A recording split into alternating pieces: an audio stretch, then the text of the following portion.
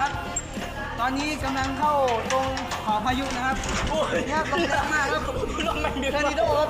ลมแม่งดึงหน้าต่างไปเลย เทอร์นิโดนะครับตอนนี้ครับนี่ครับเทอร์นิโดนะครับมาดูฝั่งนี้กันนะครับนี่มาดูนี่มาดูฝั่งนี้กันนะครับเอาไปดิครับอันนั้นคือป่า ตอนเมฆครับจอนี้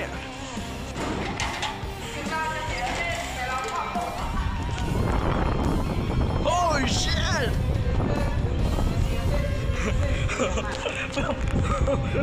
ลมโคตรแห้งลมโคตรแห้งเลยเนี่ยตะเทอร์นิโดครับ หน้าต่างไม่ก็ เทอร์นิโดครับ หน้าต่างไม่ปิดเองเลย เนี่ย ต่อยแรง